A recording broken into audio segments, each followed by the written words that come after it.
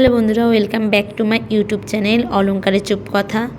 হ্যাঁ, এই চ্যানেলে খুব একটা বড় ভিডিও আসে না সাধারণত, আসলে সময় পাওয়া যায় না, তাই জন্য এখন আমরা যাচ্ছি 2 দিন এবং 3 রাতের মানে একটা যাত্রা, ছোটোখাটো যাত্রা, যেটা হচ্ছে কেরালা এবং তামিলনাড়ুর কন্যাকুমারীতে।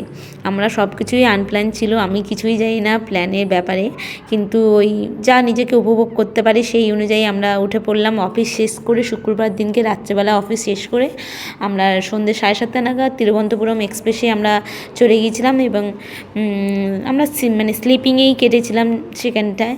এবারে আমরা পৌঁছে গেলাম তিরুবনন্তপুরমে ফার্স্টে সকাল 11টায়। এবারে এখান থেকে বের হয়ে আমরা হেঁটেই একটা ডরমিটরি মতন ছিল, সেখানে আমরা রেন্ট নিয়ে আমরা নিজেদের মতন ড্রেস চেঞ্জ করে নিয়েছি এবং সানেরও ব্যবস্থা ছিল, আমরা সানটানও করে নিয়েছি সেই রুম থেকে।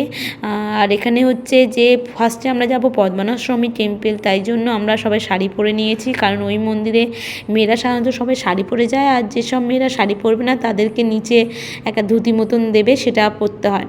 আর এখানে আমরা ফার্স্টে আমরা যেহেতু মন্দিরে যাব তাই আমরা একটা ভেজ থালি খেয়েছি, অনেক রকম খাবার ছিল আর চালটা বেশ মোটাই ছিল। এই ফার্স্টে চলে এলাম, এখানে আমি ফার্স্টে ফুল দেবো, আমার ফুল দিতে আমার খুব ভালো লাগে।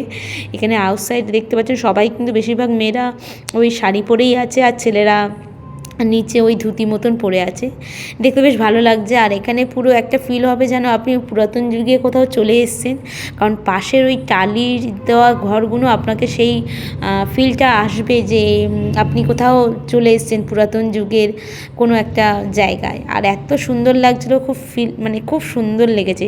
মন্দিরের ভিতরে অনেকটাই লাইন, আর আমরা তাড়াতাড়ি গিয়েছিলাম, অনেকক্ষণ ধরে মন্দিরেই ছিলাম যাতে আমাদের তাড়াতাড়ি ভগবানের দর্শন পাই, তাই জন্য আমরা সেখানে কোনো মানে এন্ট্রি ফি নেই, কিছু নেই, খুব ভালো লেগেছে। তারপর সেখান থেকে তিরুবনন্তপুরম থেকেই আমরা আবার সন্ধ্যে 5:30 কি 6টা নাগাদ একটা ট্রেন ধরেছি, ধরে আমরা সিটিং চেয়ারে আমাদের টিকিট কাটা ছিল। এই ট্রেনটা মোটামুটি খালি থাকে, পুরো লাস্ট স্টপেজ হচ্ছে কন্যাকুমারী, ভারতের একদম শেষের দিকে হচ্ছে কন্যাকুমারী, সেখানে যাব। এবার সেখানে আমরা কেউ শাড়ি টাড়ি খুলিনি, আমার তো শাড়ি পরে থাকতে বেশ ভালোই লাগে। এখানে ট্রেনের ভিতরে একটু মজা করছিলাম, কারণ হচ্ছে ট্রেনটা পুরোটাই ফাঁকা, আর কন্যাকুমারী স্টেশনে সেখানে তো আরও ফাঁকা। কোথা দিয়ে বেরোবো কী বেরোবো বুঝতেই পারছিলাম না, যে কোথায় মানে বেরোনোর রাস্তা বুঝতে পারছিলাম না। তারপর সবাই যেদিকে যাচ্ছিলো সেই দিকেই আমরা বেরিয়ে গেছি। বাইরে বেরিয়ে অনেক হোটেল আছে, আমাদের একটা হোটেল বুক করা ছিল, তাই জন্য আমরা আর কোনো মানে টেনশন ছাড়াই আমরা মানে হয়েছি। আর একটা হচ্ছে এই হোটেল শ্রীদেবীর সামনে একটা হোটেল ছিল, সেখানে বেশ বাঙালি খাবার দাওয়া পাওয়া যাচ্ছে, বাঙালি ছেলেরা অনেকেই কাজ করছে, তাই জন্য ওখানে আমরা খেয়েছি। এখন ঘুম থেকে উঠে আমি আর আমার বান্ধবী দুজনে মিলে চলে গিয়েছি সানসেট দেখতে। হ্যাঁ, দুজনেই, কিন্তু সেদিনকে সানসেট হয়নি, কারণ সেই দিনকে হয়েছে মেঘলা আকাশ, তাই জন্য মেঘলা আকাশের জন্য আমরা দেখতে পারিনি, কিন্তু মানে খুব উপভোগ করছিলাম, সেখানে বসেই ছিলাম। আর ও তো সে এখান থেকে ওখানে গিয়ে শুধু ছবি তুলছিল। তারপর হচ্ছে আমি আর ও মিলে গিয়েছিলাম, খেতে এসছি, এসে ওদের জন্য খাবার নিয়ে এসছি।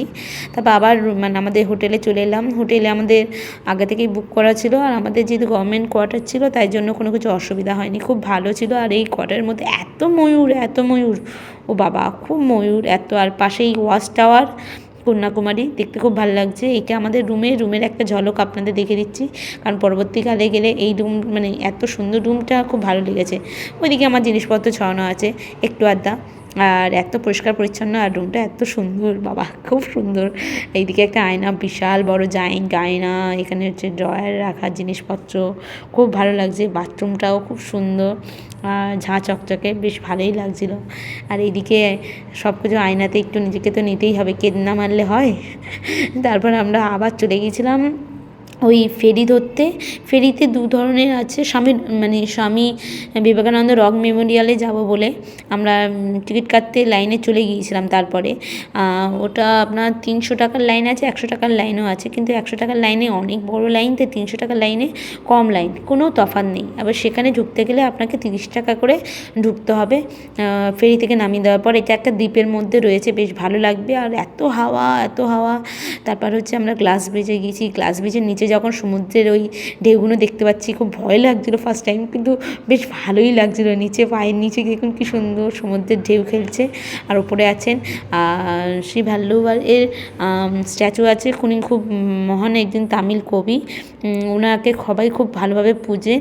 আর স্বামী বিবেকানন্দর বেশ ঘরটা খুব সুন্দর, আমার এত ভালো লেগেছে। ওখানে মা সারদামণিরও রয়েছেন, বাবা রামকৃষ্ণ রয়েছেন, স্বামী বিবেকানন্দ সবাই রয়েছেন, আমাদের বেশ ভালোই লেগেছে। আর তারপর আমরা ইভিনিং দিকে চলে এসেছি, আমরা এবার সমুদ্রে স্নান করতে এসেছি। পুরো আমাদের ট্রেন হচ্ছে 5:30টায় ব্যাক করবো, সেই সময় আমাদের মনে হয়েছে যে আমরা স্নান করিনি। এই দেখুন দুজনে মিলেই নেমে পড়েছি, নেমে তাড়াতাড়ি করে আমরা ড্রেস ট্রেস পরে নিয়েছি রুমে, নিয়ে গিয়ে আমরা আবার সন্ধ্যাবেলার ট্রেন ছিল, সেখান থেকে 7টার সময় ট্রেন ধরে আমরা চলে এসেছি তাম্বারাম বা মাম্বালাম। এগমোরে আমরা নেমেছি, নেমে সকালে করেছি। হ্যাঁ, আর একটা উপদেশ, সেখানে কিন্তু বেশিরভাগটা ক্যাশ ক্যারি করবেন, কারণ ক্যাশ ছাড়া কোথাও কিছু চলছে না, এরকম হচ্ছে ব্যাপার। তাহলে দেখা হচ্ছে নতুন কোনো ভিডিওতে। Tata, bye bye.